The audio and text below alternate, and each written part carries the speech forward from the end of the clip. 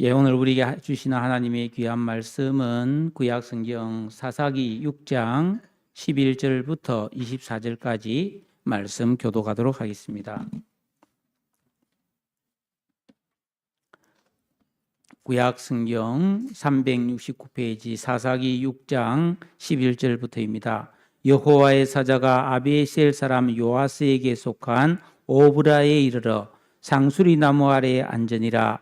마침 요아스의 아들 기드온이 미디안 사람에게 알리지 아니하려 하여 밀을 포도주 틀에서 타작하더니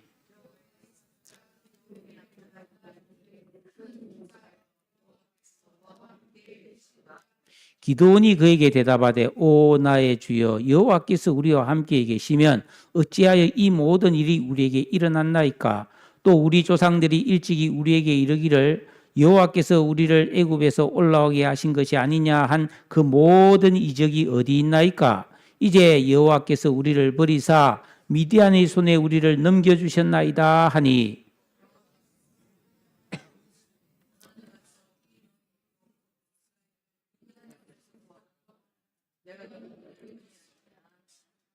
그러나 기드온이 그에게 대답하되 오 주여 내가 무엇으로 이스라엘을 구원하리이까. 보소서 나의 집은 므낫세 중에 극히 약하고 나는 내 아버지 집에서 가장 작은 자니이다 하니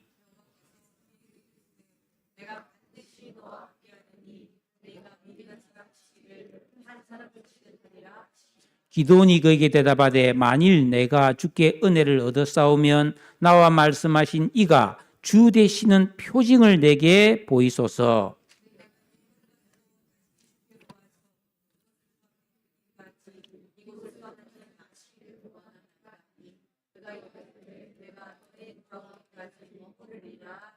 기드온이 가서 염소 새끼 하나를 준비하고 가루 한 에바로 무교병을 만들고 고기를 소쿠리에 담고 국을 양푼에 담아 상수리 나무 아래 그에게로 가져다 드리매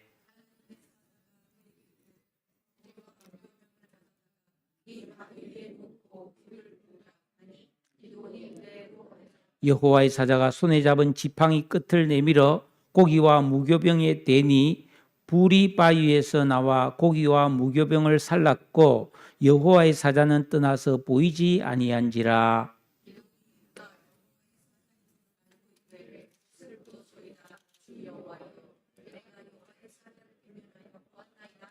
여호와께서 그에게 이르시되 너는 안심하라 두려워하지 말라 죽지 아니하리라 하시니라. 그것을 여호와 샬롬이라 하였더라. 그것이 오늘까지 아브렛 사람 오브라에 있더라. 아멘. 할렐루야. 네. 오늘 아침 한 7시 조금 전에 집에서 나와서 교회로 오는데 너무너무 상쾌했어요. 어제 비가 내리고 공기가 맑았습니다. 사실 제가 수년 전에 몹시도 황사가 심했던 봄날에 제가 낙심한 적이 있었습니다. 야, 내 남은 인생이 정말 고달프겠구나. 이렇게 공기가 안 좋고 이게 좋아질 가능성이 별로 없는 것 같은데 이 계속 공기가 이렇게 안 좋아서 숨도 쉴 수 없는 이 세상을 내가 어떻게 살아야 되지 하면서 혼자 침체에 빠진 적이 있었어요. 근데 그것은 기우였습니다. 때가 되니까 황사가 물러가고 비가 내리고 나면 맑은 공기가 찾아왔고 오늘 또 너무 상쾌한 아침에 저는 교회로 왔습니다. 누구나 이 세상을 살아가면서 건강하고 돈 걱정 없고 그리고 화목하고 걱정 근심이 없는 삶을 기대합니다. 그러나 실제로는 어떻습니까? 우리 개인과 가정, 국가, 이 세상도 평화를 얻는 일에 대부분 실패하고 있습니다. 근데 성경을 보면은 예수님께서 우리에게 해주시는 많은 말씀 중에 아주 중요한 말씀 중에 하나가 요한복음 14장 27절에 평안을 너희에게 끼치노니 곧 나의 평안을 너희에게 주노라. 내가 너희에게 주는 것은 세상이 주는 것과 같이 아니하니라. 너희는 마음에 근심도 말고 두려워하지도 말라고 하셨습니다. 여기서 말하는 평안은 편안한 것과는 다릅니다. 우리가 육신이 편하고 마음이 편할 수는 있어도 여기서 말하는 평안은 우리 영혼까지도 고요와 기쁨을 누리는 상태를 말합니다. 그러니까 여기서 예수님께서는 우리에게 평안을 주려고 하시는데 이것은 이 세상이 줄 수 없는 전혀 다른 것이라는 것을 말하고 있습니다. 이 세상이 주는 편안함과 평안함은 일시적이며 쉽게 변하고 사라지는 것입니다. 그것은 돈이나 지위나 힘을 통해 만들어진 환경, 심리적 만족 같은 것에서 오지만은 사실 그런 평안은 오래가지를 않습니다. 그러나 우리 예수님께서 우리 성도들에게 주시는 평안은 환경을 초월한 절대적인 평안을 지금 말씀하고 있는 것입니다. 우리는 이 평안이 뭔가를 알아야 하고 이 평안을 내가 받아 누릴 수 있어야 하는 것입니다. 하지만 하나님께서 내가 내 평안을 너에게 주노라 하신 것은 예수를 믿기만 하면 아무런 고통과 괴로움이 없다는 뜻이 아닙니다. 사실은 우리가 예수님을 제대로 믿고 잘 믿을 때에는 마태복음 5장의 팔복에 나온 것처럼 의를 위해 고난을 받는 사람이 생기는 거예요. 오히려 잘 믿기 때문에 더 큰 어려움과 마음의 고통을 겪을 수 있습니다. 예수님께서 그렇기 때문에 요한복음 16장 33절에서 이것을 너희에게 이르는 것은 너희로 내 안에서 평안을 누리게 하려 함이라. 세상에서는 너희가 환난을 당하나 담대하라. 내가 세상을 이겼노라 하셨습니다. 이것이 바로 다른 여타 종교나 아니면 여러 가지 심리, 심성 수련 이런 것과 우리 기독교가 다른 점이라고 할 수 있습니다. 일반 종교에서는 고난과 슬픔이 없는 평안을 누려야 된다고 말하지만 우리가 믿는 이 신앙은 고통과 슬픔을 물러가게 하는 것이 아니라 그 어떤 고통과 시련을 겪는 중에도 평안을 누리는 그런 은혜와 능력의 비밀을 말씀하고 있습니다. 그것은 우리 예수님의 인생을 보면 우리가 잘 알 수 있어요. 예수님은 이 땅에 사는 동안에 결코 인간적인 측면에서 평안하지를 않았습니다. 여러분 태어날 때 유행 중이었잖아요. 그 부모가. 그래서 짐승의 우리에서 태어나셨어요.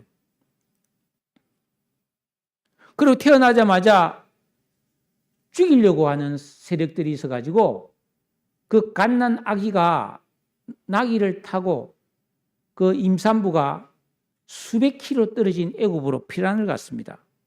평안하지 않았죠. 마리아는 산후조리도 제대로 못한 것 같아요. 그리고 나중에 다시 돌아와서 나사렛이라고 하는 이스라엘 땅에서 가장 가난한 동네에서 또 별로 부유하지 않은 목수의 집에서 성장했습니다. 그리고 공생애를 시작해서 전도를 하실 때에도 많은 비난과 수고와 박해를 받았고 마지막에는 십자가에 못 박혀 죽으셨어요. 평안하고는 거리가 멉니다.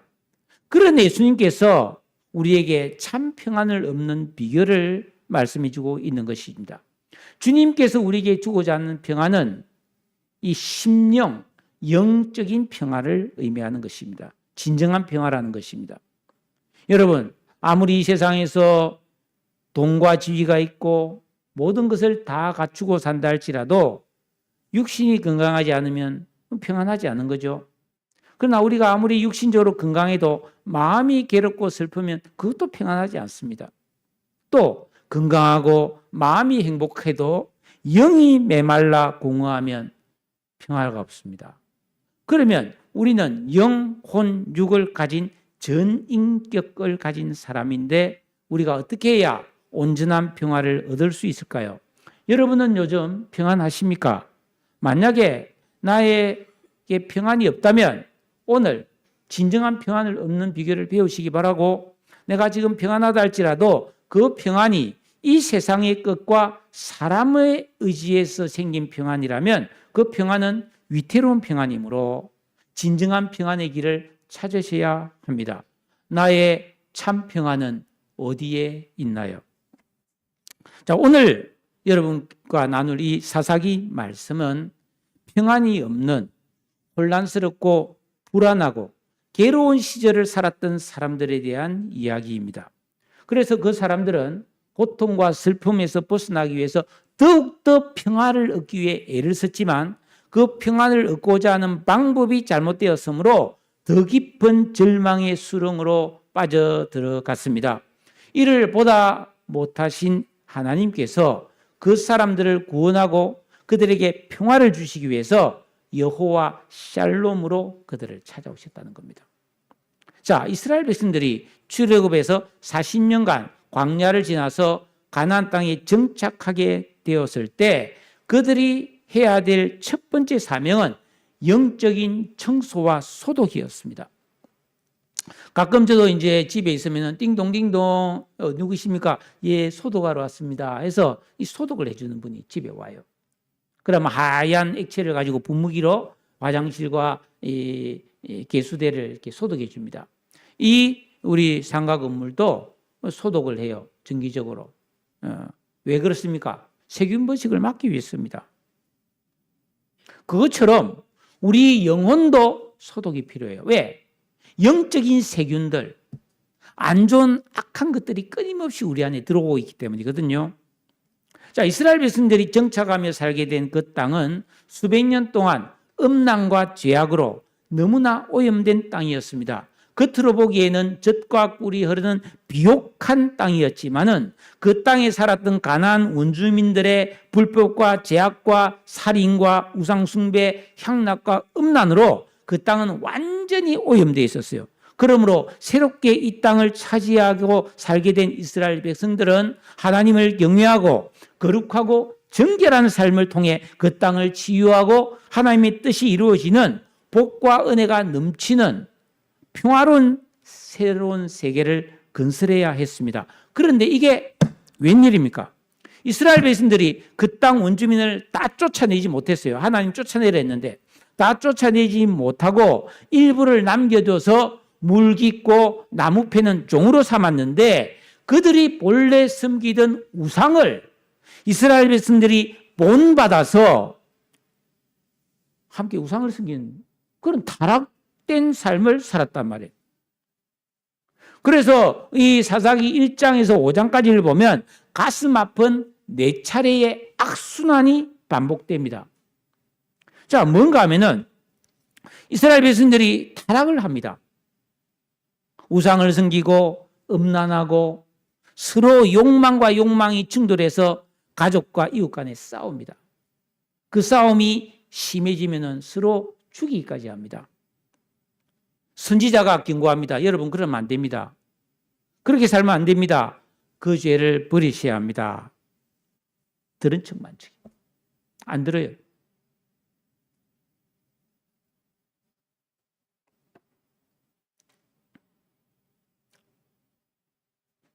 아이를 키울 때 잘못하면 부모가 혼냅니다.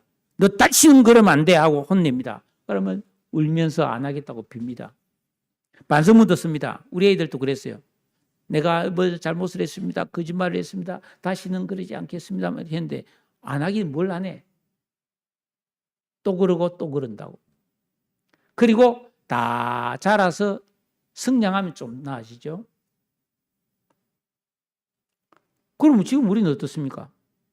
동일한 잘못을 내가 지금 하고 있는 말과 행실이 잘못된 것을 알면서 고치지 않는 이러한 부조리함이 우리 안에 있다 이 말이에요. 이스라엘 백성들이 회개를 안 합니다. 그러니까 결국 그 죄 때문에 불행에 빠지는 거예요. 하나님이 징계함으로 가난이 오고 고통이 오고 주변 이방 나라가 쳐들어와서 압제를 합니다. 너무 힘들어요. 그게 1년, 2년, 5년, 10년 반복되니까 도저히 살 수가 없어요. 그제서야 내가 잘못했구나 하고 하나님 앞에 살려달라고 부르짖기 시작합니다. 하나님 도저히 못 살겠습니다. 죽겠습니다. 우리가 잘못했으니 도와주세요. 구원해 주세요. 그럽니다. 그러면 하나님께서 이제 알았느냐? 하면서 사사라고 하는 어떤 한 사람을 택해서 그 사람에게 특별한 능력을 줘가지고 그 사람이 지도자가 되어 이스라엘을 구원해 줍니다. 감사합니다. 너무 감사합니다. 눈물을 흘리면서 하나님 앞에 감사합니다. 그리고 5년, 10년, 20년 평화를 누린다고. 그러다가 또다시 슬금슬금 죄를 짓기 시작하는 거예요.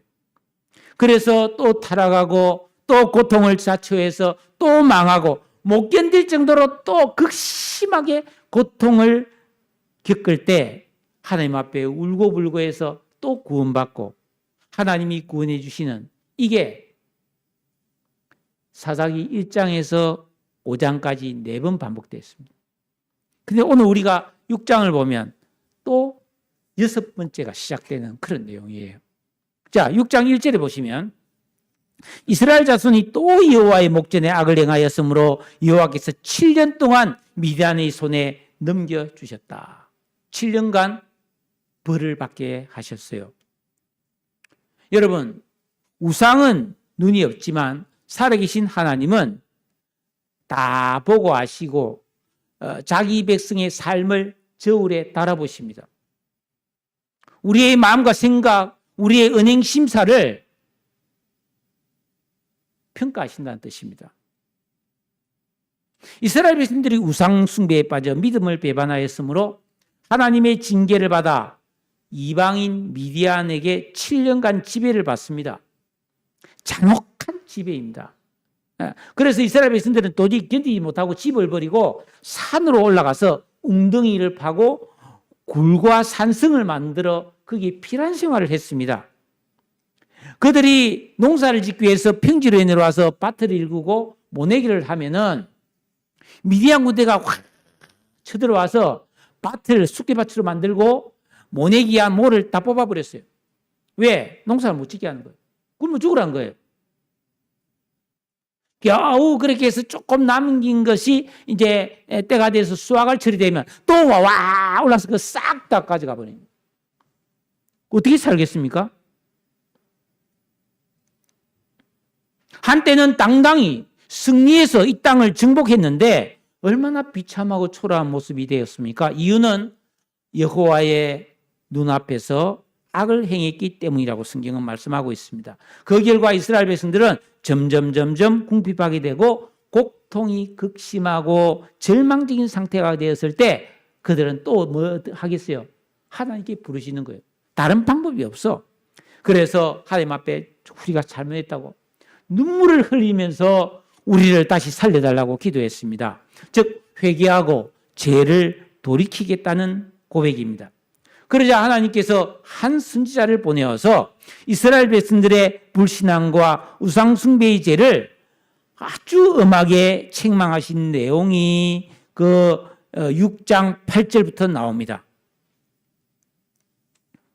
여러분, 어떻게 이스라엘 백성들이 하나님을 떠나서 멸망한 가나안 원주민의 우상을 섬길 수가 있었을까요? 그렇게 된 원인은 딱 하나입니다. 물질적 탐욕 때문입니다. 하나님과 상관없이 더 잘 살아보려는 그런 욕심이 삶의 목적이 될 때 우상숭배에 빠져버립니다. 여러분, 오늘날 우리가 살아가는 이 시대를 보십시오.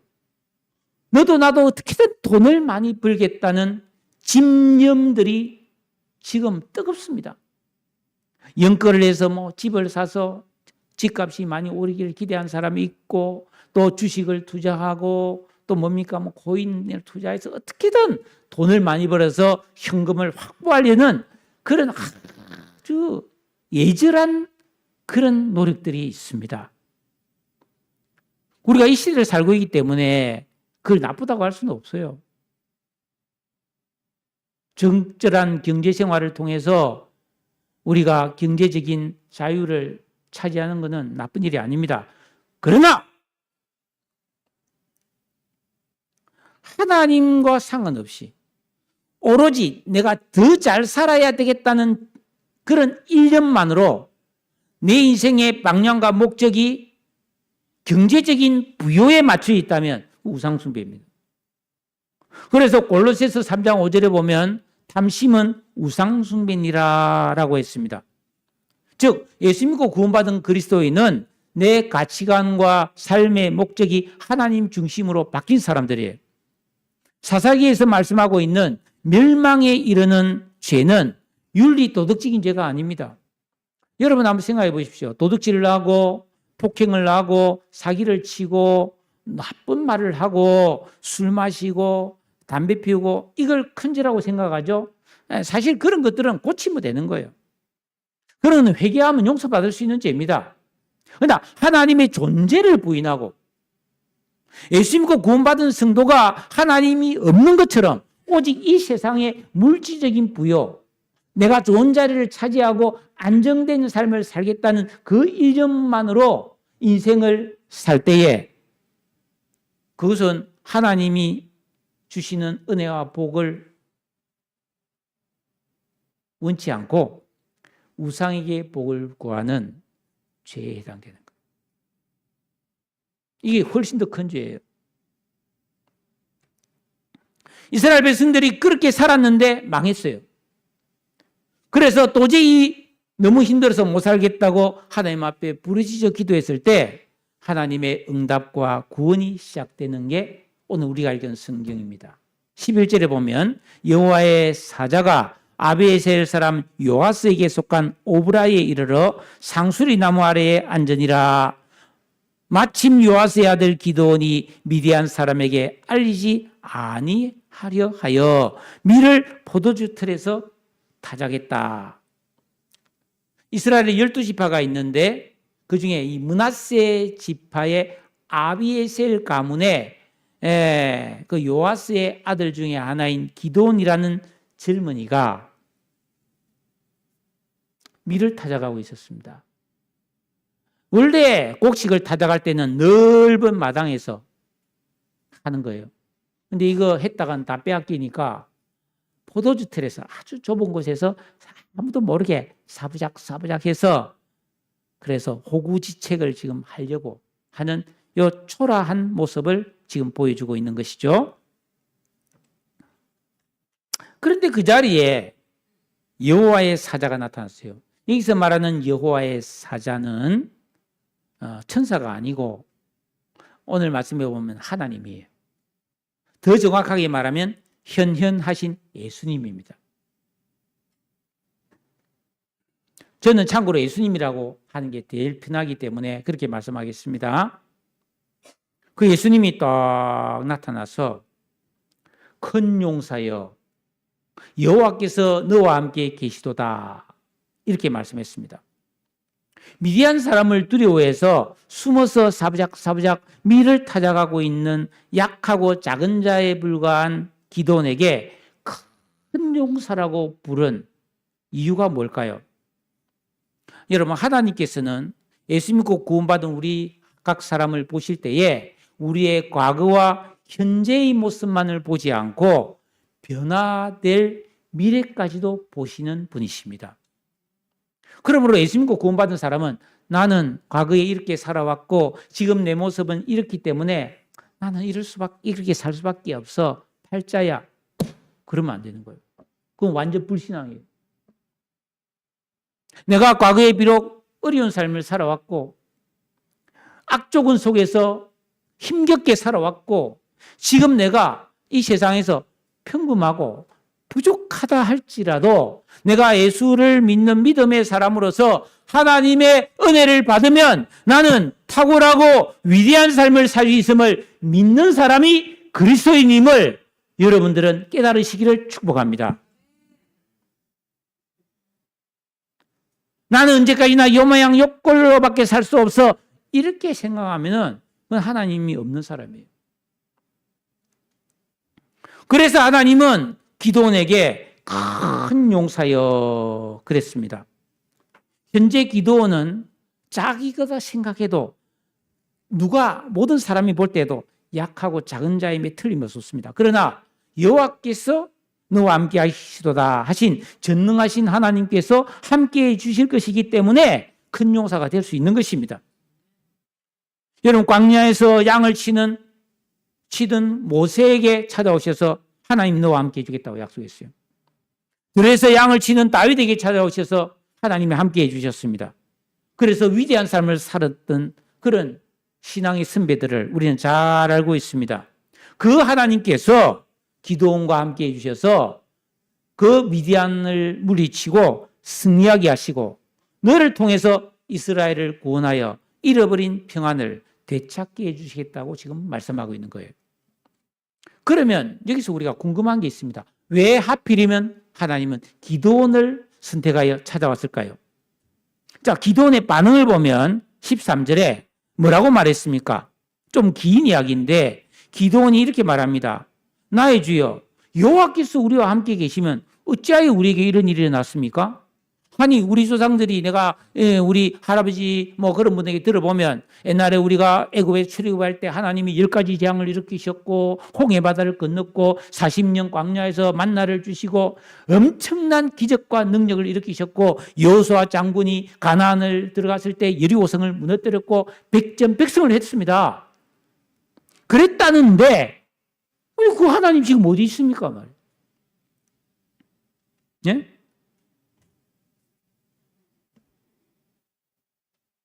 왜 하나님이 우리 집 버리셨습니까? 우리 너무 지금 비참하지 않습니까? 이렇게 말했습니다. 이 사실을 통해 우리가 알 수 있는 기드온은 어떤 사람이었습니까? 기드온은 과거에 그 조상들에게 하나님께서 은혜를 주시고 기적을 주셨던 것을 알고 있었어요.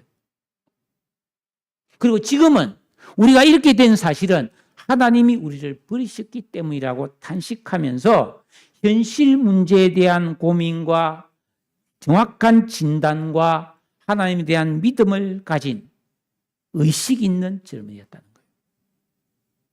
여러분, 우리가 예수를 믿는다면은 지금 불경기야. 지금 다 살기 어려워. 나는 나이가 많은데, 나는 아직도 별로 실력이 없는데 그런 의식만 갖고 있으면 안 된다는 거예요. 내가 하나님의 은혜를 잊기만 하면은 이 어려운 상황에서도 내가 얼마든지 회복될 수 있고 세상이 다 안 된다 해도 나는 될 수 있다고 믿고 간절히 기도하고 순종하고 하나님의 은혜를 갈망하고 사모하는 성도라야 하나님이 찾아오시는 것을 믿으시기 바랍니다. 그렇지 않으면 찾아봐도 모른다니까요. 그래서 하나님께서는 그 기드온에게 말합니다. 너는 가서 이 너의 힘으로 이스라엘을 미디안의 손에서 구원하라. 14절 말씀 우리 다시 한번 다 같이 읽겠습니다. 또박또박 읽으십시오. 시작.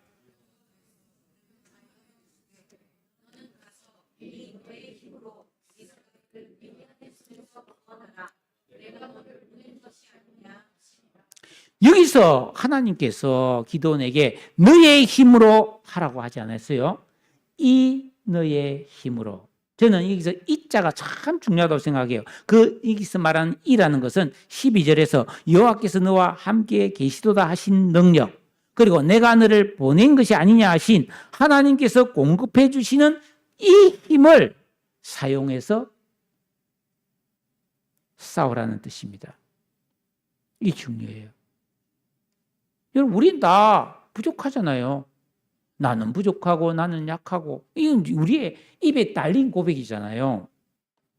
그러나 내가 가진 본점만 가지고 살면 안 되는 거예요. 그리스도인은 하나님이 더해 주시는 은혜와 능력을 받아 살아야 되는 것을 여러분 믿으시기를 바랍니다. 그래서 이 비밀을 깨달은 바울은 빌립보서 4장 13절에서 내게 능력 주신 자 안에서 내가 모든 걸 할 수 있다고 고백했던 거예요. 예수 믿고 구원받은 성도의 담대함과 탁월함은 하나님이 공급해 주시는 힘에 있습니다. 이런 힘과 능력을 체험할 수 있는 가장 좋은 방법은 자기 중심성에서 벗어나서 하나님이 기뻐하시는 일을 하고 하나님이 명령하신 사명에 헌신하는 겁니다.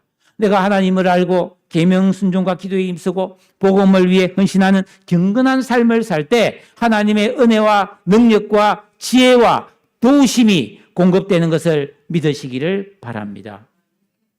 그런데 기드온은 아직도 잘 모르겠는 거예요. 15절에 뭐라 합니까? 오 주여, 내가 무엇으로 이스라엘을 구원하리까? 그러면서 나의 집은 므낫세 중에 극히 약하고 나는 내 아버지 집에서 가장 작은 자입니다. 자, 이스라엘의 유다 지파, 에브라임 지파, 큰 지파 가문이 있는데 자기는 므낫세 지파, 이름도 없고 조그마한 지파고, 그 므낫세 지파 중에서도 우리 집안은 별 볼 일 없는 집안이라는 거예요. 그뿐 아닙니다. 나는 우리 집의 형제 중에서도 가장 작은 자, 별 볼 없는 자라는 거예요. 가문도 별로 없고 나도 별로인데 내가 뭐 가지고 구원합니까? 이렇게 질문했습니다. 네? 이런 내가 어떻게 미디안이라는 한 나라를 무찌르고 이 나라를 구원하라고요? 근데 여러분 참 재밌는 것은 이런 말은 성경에 여러 번 나옵니다. 모세도 있잖아요. 80세에 광야에 양을 칠 때 하나님 나타났잖아요. 너 가서 이스라엘 구원해라니까. 제가요? 제가 어떻게 합니까? 전 못합니다 그랬어요. 처음에 사울을 왕으로 뽑았을 때도 사울은 전 못한다고 그랬어요. 나는 베냐민 지파에서 가장 작은 자라고 이렇게 또 말했잖아요. 예레미야도 그랬습니다. 베드로도 예수님이 나타났을 때 뭐랬어요? 주여 나를 떠나소서 나는 죄인으로서이다. 그랬고 우리도 그러고 있잖아요. 직분 맡으세요. 저 못해요. 이거 봉사 좀 하시죠. 저 못해요. 아담과 하와가 범죄하여 하나님을 떠난 이후에 옛사람 아담 안에 있는 모든 사람의 마음속에는 근원적인 약함과 두려움이라는 의식에 사로잡혀 있습니다. 나는 언제나 부족하다, 약하다라는 그런 의식이 있는 거예요. 이게 이스라엘 백성들은 메뚜기 의식으로 나타나기도 했고 열등감과 비교 우위가 아니라 비교 비하 의식에 사로잡혀 있는 거예요. 이건 겸손이 아니라 패배 의식이고 옛사람의 악한 의식이고 마귀가 주는 마음이에요. 여러분에게 뭐 좀 해주십시오 하면 못해요. 예, 제가요. 저도 그러고 있다. 저도 종종 그럽니다. 그런데 우리가 예수 믿고 구원받은 그리스도인들은 이런 두려움을 이겨내고 강하고 담대한 적극적인 심령의 소유자가 되어야 할 줄로 믿습니다. 여러분 세계 지도를 한번 봐보세요. 세계 지도를 쫙 보면 중간에 적도가 있습니다. 그래서 위에는 북반구, 남반구인데 거의 다 북반구에 있는 나라들이 다 선진국이고 잘 살고 있습니다.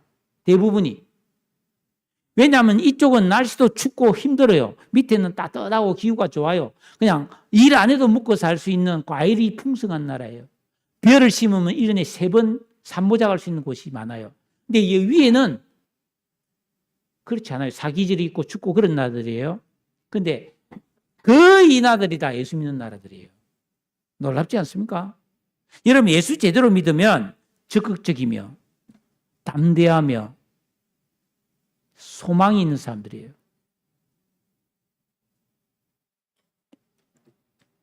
어떻게 하면 그렇게 될 수 있습니까? 계명을 지키고 기도하는 진정한 영적 생활의 반복 되풀이를 통해서 새 사람의 의식이 만들어집니다. 구원받은 성도가 계명을 지킬 때 근심과 두려움을 이겨내는 담대함이 생기고 주님이 부어주시는 하늘의 평화를 맛볼 수 있는 줄로 믿습니다. 16절에서는 이 세상을 이기는 성도의 힘과 능력의 원천이 어디에 있는가를 더욱 분명하게 보여주고 있습니다. 여호와께서 그에게 이르시되 내가 반드시 너와 함께하리니 너가 미디안 사람 치기를 한 사람 치듯 하리라. 여러분 모세가 죽은 후에 가나안 정복 전쟁을 지휘하게 된 여호수아가 두려워할 때 하나님께서 여호수아 1장 5절에서 내가 모세와 함께 있던 것 같이 너와 함께 있을 것이다 하신 하나님께서는 실제로 여호수아에게 그런 승리할 수 있는 능력을 주셨어요. 그 동일한 말씀으로 지금 기드온에게 사명을 주고 있습니다. 그러면 우리는 어떻습니까? 우리도 이런 함께해 주신다는 약속을 받았잖아요. 마태복음 28장 20절에 예수께서 볼지어다 내가 세상 끝날까지 너희와 항상 함께 있으리라고 약속하셨습니다. 여러분의 삶의 짐이 무거우신가요? 살아가는 것이 매일매일 버겁습니까? 신앙생활 잘하는 것이 어렵고 부담됩니까? 당연하지요. 세상에 쉬운 게 있나요? 당연히 어렵습니다. 작고 약한 내 힘으로는 감당하기가 쉽지 않죠. 그러나 우리가 주님 안에 있으면, 주님이 함께 하시면, 주님이 능력과 힘을 주시면 감당할 수 있는 줄로 믿습니다. 내가 지금 병을 앓고 있더라도, 내가 지금 문제에 짓눌리고 있다 할지라도 말씀 순종과 기도를 붙잡고 하나님께 부르짖으면 감당할 수 있는 능력도 주시고 회복할 수 있는 도움도 주시고 지혜도 주시고 막힌 문도 열어주실 줄로 믿습니다. 이게 그리스도의 능력이에요. 17절에 기도원 이 말을 다 들어보니까 맞는 말이야. 근데 아직도 뭔가 확신이 안 들어. 그래서 그러면 좋습니다. 만약에 제게 그런 진짜 은혜를 준다면 지금 나를 말씀하신 이가 진짜 하나님 되시는 표징, 기적을 보여주세요. 내가 확실하게 이거 완전 이거는 진짜 하나님 맞아 이렇게 확신할 수 있는 표징을 나한테 보여주세요. 그러니까 하나님이 너 아직도 나를 못 믿어? 야, 안 되겠네 너. 그렇게 하지 않았어요. 꾸짖지 않았습니다. 왜냐하면 지금 기도원의 이 대답은 말씀을 거부하거나 불순종하는 것이 아니라 확신을 갖고 싶어하는 마음이잖아요. 그래서 확신만 있으면 하겠다는 거 아니에요? 이게 믿음이에요, 여러분. 하나님이 내게 확신 주시면 주님 말씀대로 내가 순종하겠습니다. 이게 믿음이에요.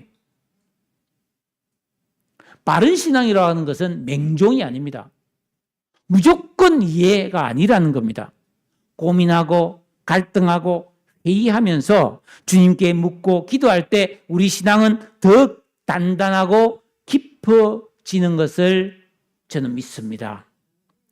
기도는 여호와의 사자에게 제가 식사 대접하겠습니다. 잠깐 기다리세요.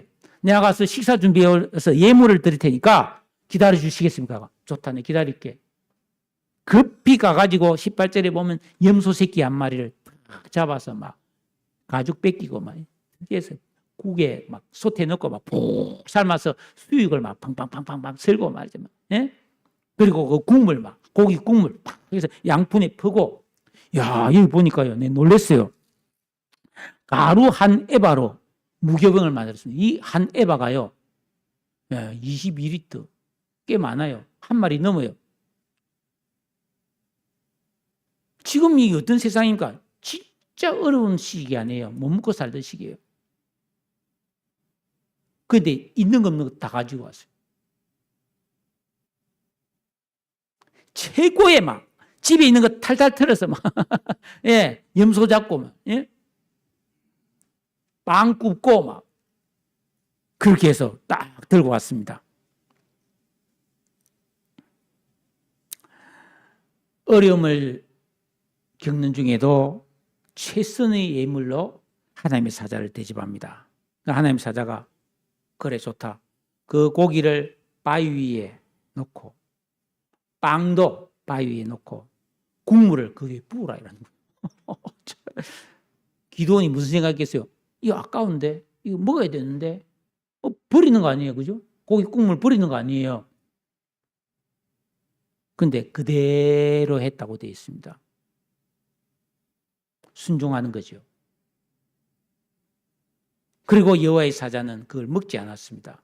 만약에 이 사람이 사람 선지자였으면 먹었겠죠. 하나님이 먹지 않아요. 먹지 않고 지팡이를 딱 고기에 딱 갖다 대니까 바위에서 불이 확 나서 고기를 다 태웁니다.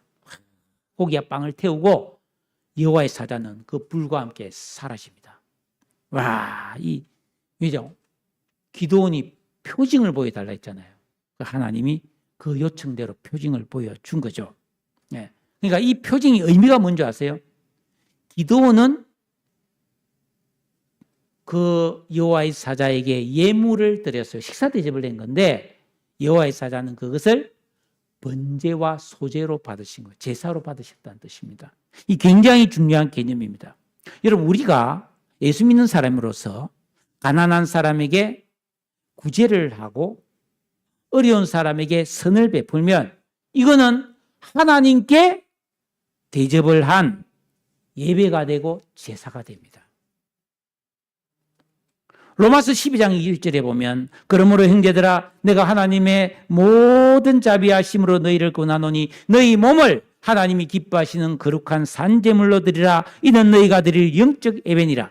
내가 이 세상을 살아갈 때 내 손으로 선을 행하고 발로 선을 행하고 수고와 섬김으로 하나님 뜻을 순종하며 실천할 때 그것은 하나님이 기쁘게 받으시는 제물이 되고 영적인 예배가 된다는 사실입니다. 그러니까 우리 성도가 일상생활 속에서 하나님을 예배하고 동행하는 삶이 바로 이런 것입니다. 잠언 3장 6절에 너는 범사에 그를 인정하라. 그리하면 내 길을 지도하시리라 그랬어요. 범사에 하나님을 인정하는 모든 삶이 하나님과 무관하지 않게 살아가는 능력 있는 삶의 비결입니다. 그 여러분들은 살아가면서 혼자 산다고 생각하면 안 돼요. 항상 하나님 옆에 있다고 생각해야 돼요. 그래서 하나님을 의식하면서 선을 행하고 하나님을 의식하면서 내 말과 행실을 조심해야 되는 거예요. 그래서 그것이 하나님을 기쁘시게 할 때 그것은 내가 드린 삶의 예배입니다. 하나님이 기뻐 받으시는 제사입니다. 할렐루야. 기도원이 충격을 받았어요. 이분 진짜 하나님이네 하고 확신하는 순간 동시에 또 큰 두려움에 빠져요. 진짜 사람은 참 어려운 존재예요. 그게 뭐냐면 22절에 뭐라고 했어요? 슬프도소이다 주 여호와여 내가 여호와의 사자를 대면하여 보았나이다. 당시에는 죄인인 인간이 하나님을 임재하신 하나님을 대면하면 죽음을 면치 못한다는 생각이 널리 퍼져 있었습니다. 우리 조선시대 때 임금 얼굴 보면 죽어요. 허락 없이 임금 있는 곳에 100걸음 안에 들어오면 죽어요. 무섭죠, 그죠? 그 좀 뒤에 가면 13장에 가면 삼손, 그 유명한 삼손이 나오는데 삼손의 부모도 늙었는데 임신을 못했잖아요, 그죠? 근데 여호와의 사자가 나와서 아들을 낳을 거야, 위대한 인물이 나올 거야. 그랬을 때 그 삼손의 부모가 어떻게 생각인 줄 아세요? 13장 22절에 우리가 하나님을 보았으니 반드시 죽으리로다 하면서 벌벌벌 떨었어요. 자, 그런데 지금은 어떻습니까? 예수님이 십자가에 달려 죽으심으로 하나님과 우리 사이에 장벽이 다 사라졌죠. 그래서 우리는 언제나 원할 때는 예배와 기도로 하나님 보좌 앞에 담대히 나가 은혜를 구할 수 있으니 이 얼마나 참 은혜입니까, 여러분? 이 은혜를 사용하시기를 축복합니다. 우리가 예배하고 기도하는 것은 하나님을 대면하는 축복임을 믿으시기를 바랍니다. 이제 말씀을 마무리할게요. 기도원이 두려워했을 때 하나님은 떠나셨지만 다 보고 있었어요. 그래서 23절에 너는 안심하라 두려워하지 마라 죽지 아니하리라 할 때 너는 안심하라 할 때 이 안심이 바로 샬롬입니다. 그러니까 너는 안심하라 이 말은 다른 말로 하면 평안이 내게 있을지어다 이 말입니다. 여기서 말하는 샬롬은 통일된 조화로운 행복이라는 뜻이에요. 온전한 평안입니다. 영, 혼, 육이 만족한 상태를 말하는 것입니다. 사랑하는 성도 여러분, 여러분은 언제 평안을 느낍니까? 무엇으로 평안을 느낍니까? 저는 이 시대의 타락상을 지금 보고 있습니다. 요즘 사람들은 일하고 바쁘고 힘들다가 잠깐 쉬는 시간에 핸드폰 보면 평안하다고 생각합니다. 그 시간이 내게 강 같은 평화 이렇게 생각합니다. 학생들이 공부하고 막 지쳐가지고 막 하루 종일 공부하기 힘들 때 핸드폰 붙잡고 뭐 쇼폰 보거나 하면은 그때 평화를 누리는 거예요. 핸드폰은 나의 목자시니. 저도 그런 경향이 없지 않습니다. 잘못되지 않았습니까? 그곳에 평화가 있습니까? 그렇지 않습니다. 우리의 평화, 우리 하나님이 주신 거예요. 그 안에 평화가 있어요. 그러니까 여러분이 지치고 힘들 때 내가 정말 지쳤다, 힘들다 하면은 핸드폰을 열 게 아니라 무릎을 꿇으셔야 합니다. 하나님은 인간의 생사화복을 주관하시는 심판주입니다. 하나님의 사자가 기드온을 찾아오신 것은 기드온을 통해서 잃어버린 이스라엘에게 평화를 주고 구원하시기 위함이었죠. 그렇기 때문에 기드온은 하나님을 대면했지만 죽지 않습니다. 완벽한 기도는 그 자리에서 제단을 쌓고 여호와의 샬롬이라고 그 제단 이름을 붙였고 그게 지금까지 있다고 성경은 말씀하고 있지요. 여러분, 이 샬롬은 사실은 예수님의 별명이에요. 이사야 9장 6절에 예수님을, 장차 오실 예수님을 평강의 왕이라고 예언했습니다. 그러므로 성도 여러분, 이 세상에 살아가는 모든 사람에게 반드시 필요한 이 샬롬, 평강은 예수 그리스도를 통해서 오는 거예요. 우리가 이 예수를 믿고 이 예수를 깊이 생각하고 이 예수님을 따를 때 그 예수님으로부터 참된 평화와 하늘의 복과 상이 우리에게 부어지는 것이고 우리가 진정한 샬롬의 삶을 살 수 있는 줄로 믿습니다. 이것을 사모해야 된단 말이에요. 핸드폰을 사모하는 게 아니고요. 그러면 누가 이 비밀을 알까요? 호세아 14장 9절에 보면 이런 말씀이 있습니다. 누가 지혜가 있어서 이런 일을 깨달으며 누가 총명이 있어서 이런 일을 알겠느냐? 여호와의 도는 정직하니 의인은 그 길로 다니거니와 그러나 죄인은 그 길에 걸려 넘어지리라. 오직 의로운 사람만이 이 비밀을 알고 진정한 여호와 샬롬의 복을 누리는 길을 간다는 것입니다. 제가 오늘 지금 여러분에게 이 말씀을 전해드렸지만 여러분이 이 말씀을 듣고 그렇구나. 진정한 내 삶의 조화로운 통일된 평화는 하나님께 있는 거구나를 알고 진정 계명을 지키며 내가 이 길을 가서 참된 샬롬을 누려야 되겠다. 내 개인과 우리 가정과 우리 사회와 이 나라의 민족의 진정한 샬롬은 하나님이 주시는 것이야 라는 믿음을 가지고 사는 사람은 의인이라는 거예요. 그러나 그런 이 말을 들었음에도 불구하고 에이 그렇게 했어 하고 여전히 내 중심적인 세상적인 평안과 편안함을 추구한다면 결국 넘어지게 될 것이라는 말씀을 하고 있는 것입니다. 그러니까 선택은 누가 해요? 우리가 하는 것입니다. 여러분, 이 여호와의 도를 지키는 의인의 길을 가는 저와 우리 모든 성도님들 되시기를 간절히 축원합니다. 나눔